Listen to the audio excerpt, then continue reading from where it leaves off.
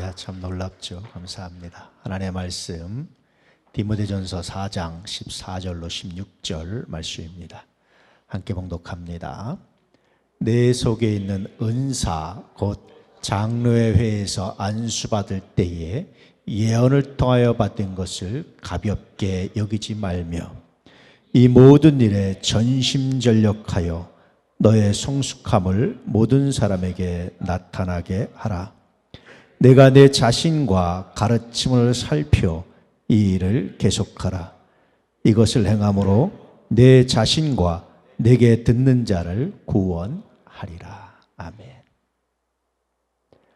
성숙함을 나타내랍니다. 성숙함을 나타내고 있나요? 디모데가 받았던 은사가 뭘까요? 디모데의 속에 있던 은사가 뭘까요? 내 속에 있는 은사. 우리 보통 은사 그러면 뭐 생각하죠? 예언하고 병 고치고 뭐 이런 거 생각하잖아요. 그런 은사를 말하나요? 그런 건 아닙니다. 여러 은사가 있는데 오늘 말씀에 그런 건 분명히 아니지요. 도대체 그 은사가 무엇이기에 그 은사에 전심전력해서 모든 사람에게 내 성숙함을 나타내라 그렇게 말씀하셨을까? 그뿐입니까? 그 은사에 전심전력해서 성숙함을 나타내면 어떤 일이 일어났습니까? 내 자신과 내게 듣는 자를 구원할 것이다. 도대체 그 은사가 뭐길래 그렇게 말씀하고 있을까요? 도대체 디모데가 받은 은사가 무엇이길래 이 놀라운 능력이 나타나게 될까요? 오늘 말씀을 읽다 보면 그 은사는 뭡니까? 곧 장로회에서 안수받을 때에 예언을 통하여 받은 은사라고 말해주고 있어요. 다시 말하면요, 디모데가 안수받을 때 들었던 설교입니다. 디모데가 안수받을 때 들었던 설교, 즉 디모데가 안수받을 때 받았던 은사가 뭐냐면 성서를 읽고 권하고 가르치는 것이었거든요. 성서를 읽고 권하고 가르치는 것에 전심전력하면 많은 사람들을 구원하게 될 것이다. 그런데 오늘 본 말씀에 참 재밌는 말씀이 뭐냐면 내 자신과 이렇게 말하죠. 디모데는 구원의 확신이 있었을까요? 없었을까요? 확신컨대 디모데는 구원의 확신이 있었죠. 그런데도 불구하고 디모데 자신의 구원을 말씀하고 있는 이유가 뭘까라고 생각이 됐죠. 유사한 고백이 바울에게도 있습니다. 바울은 이렇게 고백하죠. 남에게 전파한 후에 도리어 내 자신이 버림받을까 두렵다. 그 성서 전체를 살펴보면 디모데가 받은 은사는 뭐냐면 설교인데 가르치고 권하고 읽는 것인데, 그런데 그 모든 것의 첫 번째 대상이, 첫 번째 청중이 누구여야 된다는 거예요? 디모데 자신이어야 된다는 거예요. 굉장히 놀랐습니다. 먼저 자신을 성찰해야 된다는 거예요. 설교를 듣는 사람은 타인이 아니라 먼저 너 자신이어야 된다고 말해주고 있는 겁니다. 이런 성찰이 없으면 그 설교는 사람을 살리는 도구가 되지 못할 것이라고 말씀하고 있는 거예요. 이런 설교자는 믿음을 배반한 것과 같다는 말씀입니다. 믿음을 배반한 자가 구원받기는 어렵죠. 그래서 디모데 네 자신과, 다시 말하면 내가 설교를 할 때 가르치고 읽고 권하는 것을 할 때마다 너 자신이 먼저 첫 번째 청중이 돼서 너 자신을 돌아보고 살펴보면 넌 성숙해질 것이고 그 결과 많은 사람들을 구원하게 되는 거룩한 일을 감당하게 될 것이다 라고 말씀해 주고 있는 거예요. 놀랍지 않습니까? 너 자신에게 먼저 적용해 봐라. 청중은 너 자신이어야 된다. 종종 우리가 어른이 아이한테 훈계할 때도 마찬가지예요. 성숙한 사람은 어른이 아이한테 훈계할 때 그 훈계의 첫 번째 청중은 아이가 아니라 본인 자신이어야 되는 거예요. 시어머니가 며느리한테 훈계할 때도 첫 번째 대상은 며느리가 아니라 자기 자신이어야 된다는 거예요.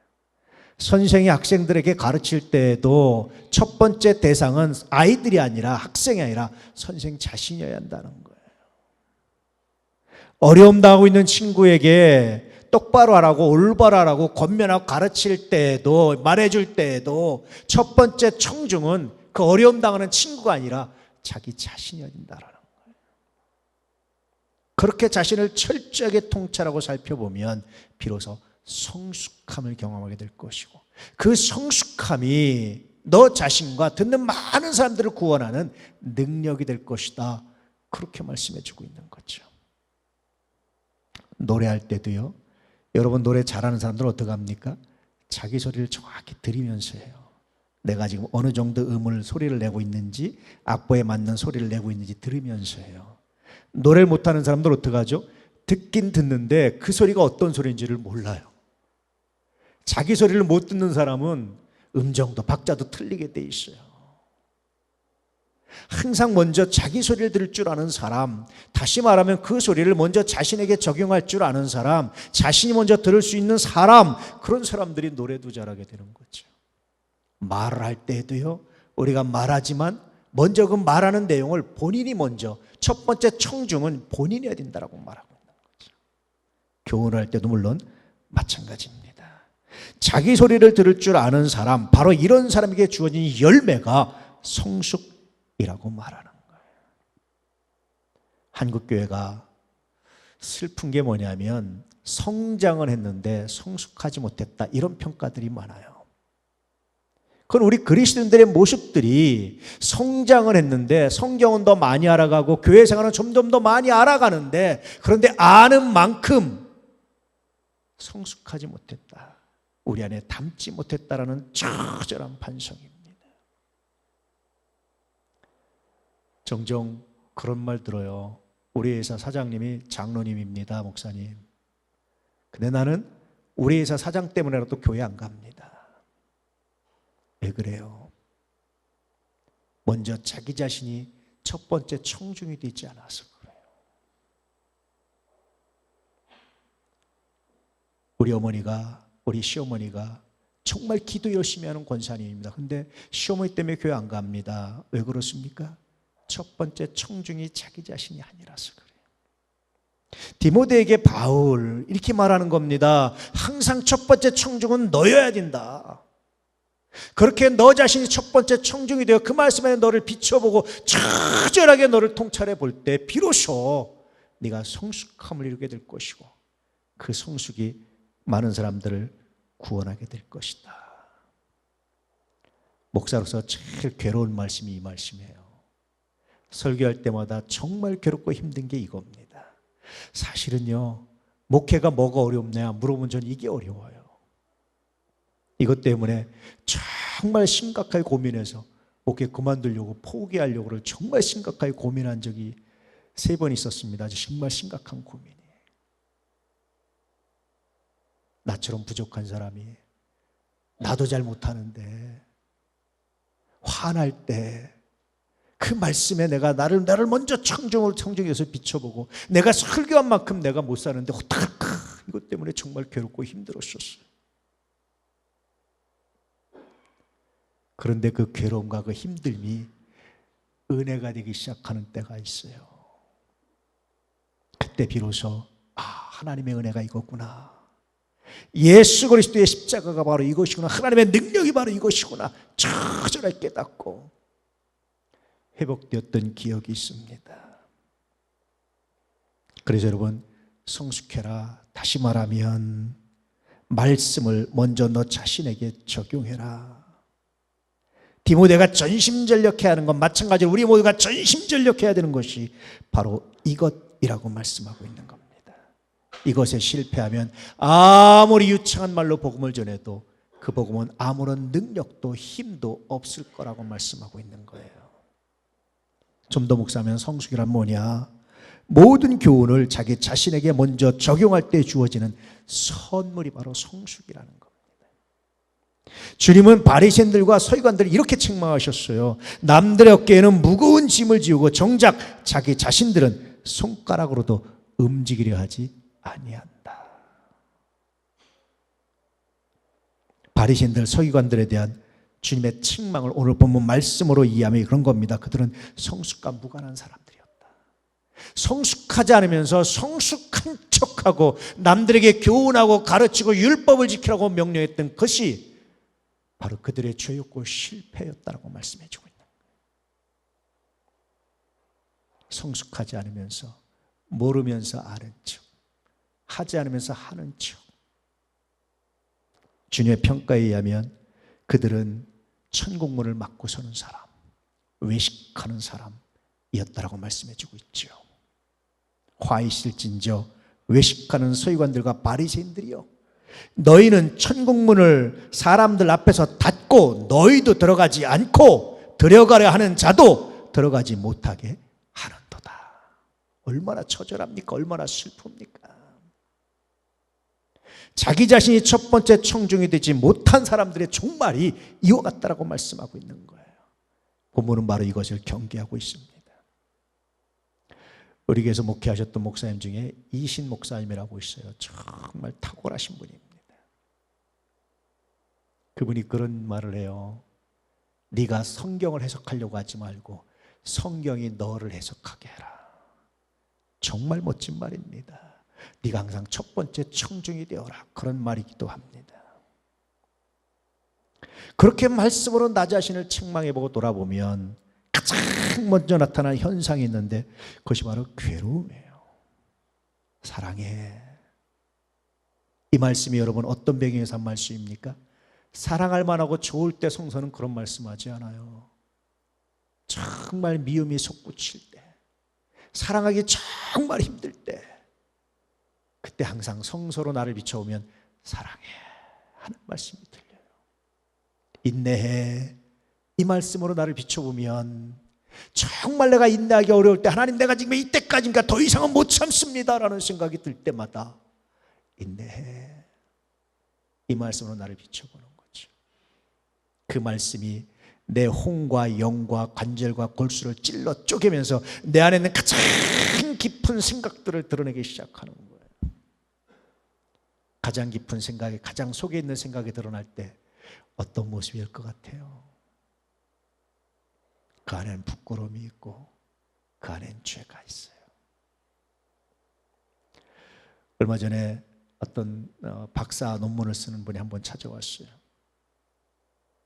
논문 제목이 뭐냐면 목회자들 중에 가족이 심각한 질병이나 아픔으로 고통당하고 있는 사람들에 대한 연구예요.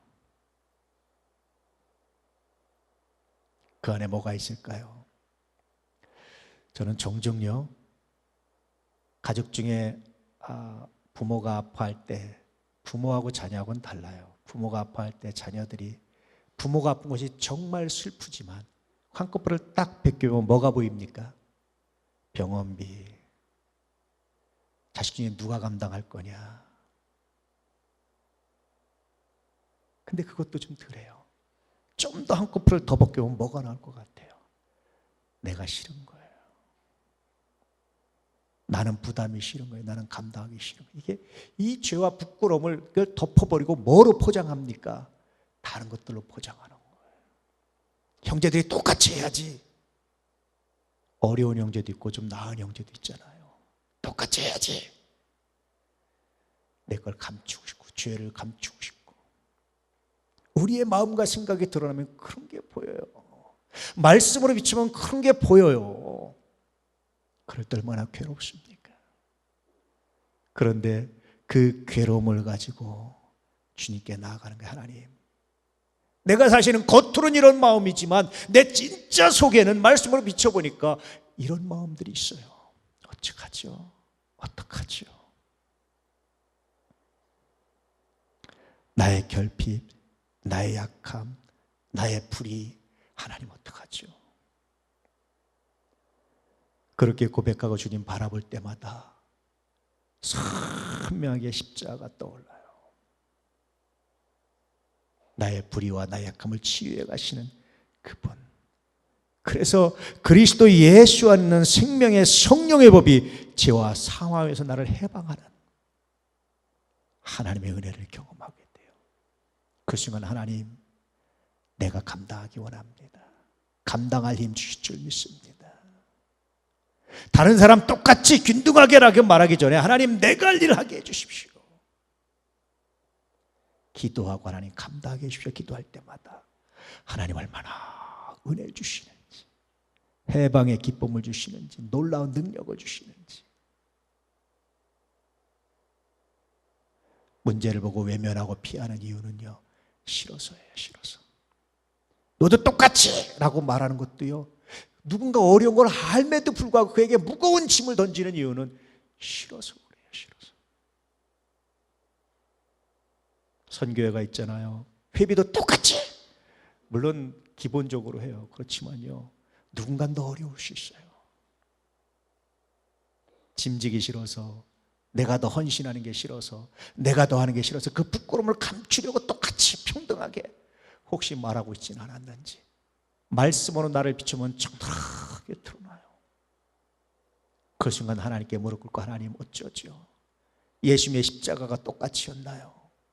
주님의 사랑이 그랬나요? 생각해보면 그렇지 않잖아요. 그럼에도 불구하고 나를 살리시고 구원하신 그 하나님의 은혜가 얼마나 감사한지, 그 은혜를 맛볼 때마다 하나님 똑같이라고 말하지 않고요, 내가 더하기 원합니다.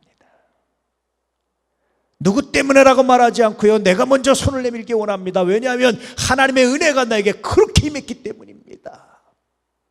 그것을 발견하는 거예요. 그럴 때 뭐라고 말하냐면 성숙이라고 말하는 거예요. 성숙해져 가고 있다, 그렇게 평가하는 겁니다. 연약한 자를 돕고 인내하며 도울 수 있는 사람, 온전한 예배자가 되는 사람, 그러므로 이런 사람이 성숙한 사람이다. 성숙한 사람의 특징은 그래서 약한 사람의 손을 잡아주는 사람이에요.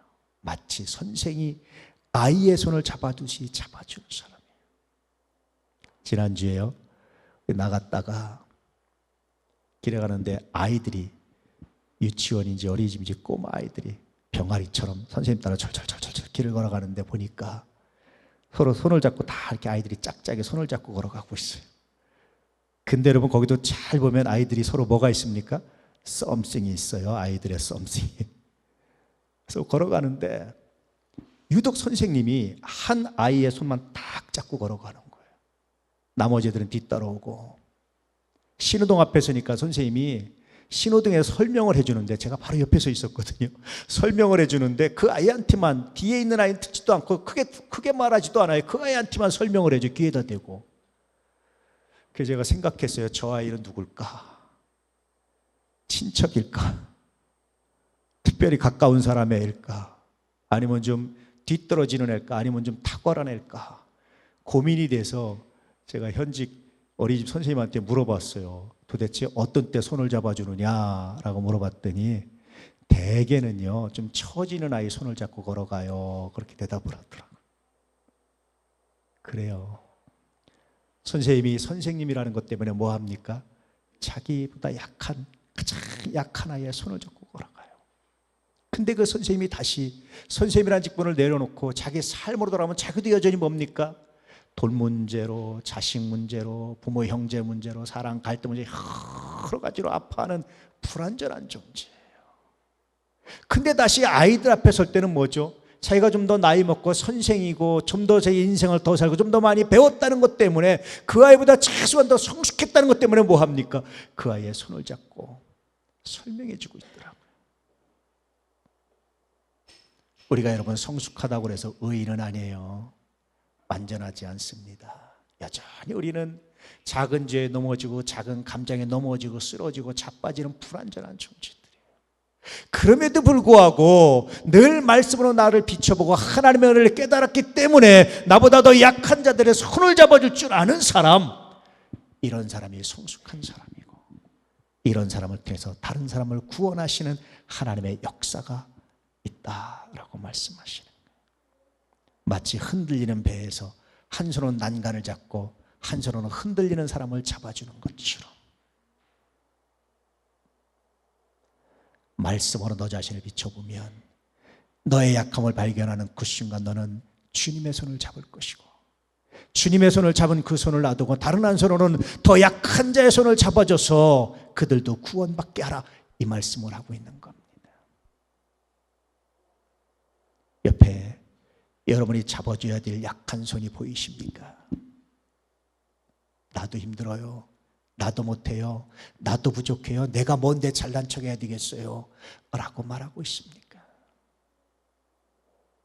오늘 말씀을 드려야 되는 청중이, 항상 말할 때 드려야 되는 청중이 나 자신이라는 사실을 먼저 기억하시고 우리 주님께 나아가십시오.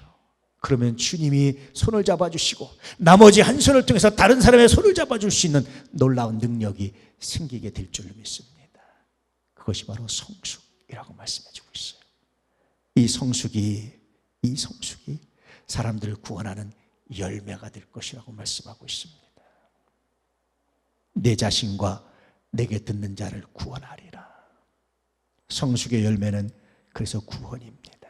구원, 정말 이 거룩한 일에 쓰임받기 위해서 날마다 성숙을 향해서 나아가는, 하나님의 말씀으로 자신을 돌아보고 항상 말할 때마다 먼저 자신을 돌아보고 자신이 첫 번째 청중이 되어서 그 괴로움을 가지고 주님을 찾는 사람, 그럴 때마다 주님 치료하시고 새롭게 하셔서 손잡아 주시고 또 다른 사람의 손을 잡을 수 있는 용기를 주시는 그 은혜, 그 은혜를 가지고 세상을 살아가는, 많은 사람들에게 복음을 전하는, 구원하는 믿음의 사람들 되시길 축복합니다. 홈커밍 데이 생각해보면 그렇잖아요. 우리도 늘 부족하고 연약하지만, 그러나 그렇기 때문에 주님의 손을 잡고 더 연약하고 더 힘든 사람들의 손을 잡아주는 행사가 홈커밍 데이입니다. 이걸 통해서 우리 자신이 먼저 치료돼 가는 거예요. 혹시 주님, 내가 용서하지 못할 사람은 없습니까? 내가 용서를 구해야 되는데 용서받지 못한 사람은 없습니까? 혹시 주님, 내가 첫 번째 청중이 아니라 그를 첫 번째 청중으로 삼아서 그가 상처받지 않았습니까? 주님, 나의 괴로움을 그에게 덮어 씌우진 않았습니까? 나의 부끄러움을 그에게 뒤집어 씌우진 않았습니까? 첫 번째 청중이 될 때마다 이런 기도를 하게 돼요. 그리고 이런 기도를 가지고 다시 주님께 나아가면 주님이 용서하시고 치료하시고 새롭게 하셔서 우리를 새롭게 하시고 성숙하게 하시는 하나님의 은혜가 있습니다. 이 성숙으로 손을 잡아주시고 이 성숙으로 하나님의 역사를 나타낼 수 있는 믿음의 사람 되시기를 축복합니다. 성숙을 위해서 전심전력하십시오. 말씀을 먼저 자기 자신에게 적용하시기는 은혜가 있기를 축복합니다. 그러면 흔들리는 세상에서 한 손으로는 주님의 손을, 또 한 손으로는 약한 손을 잡아주시는 성숙한 삶이 될 겁니다. 이렇게 성숙한 사람이 비로소 할 수 있는 일이 구원입니다. 구원의 도구가 되는 겁니다. 구원, 이 단어가 삶의 구석구석에서 경험되는 하나님의 놀라운 은혜가 있습니다.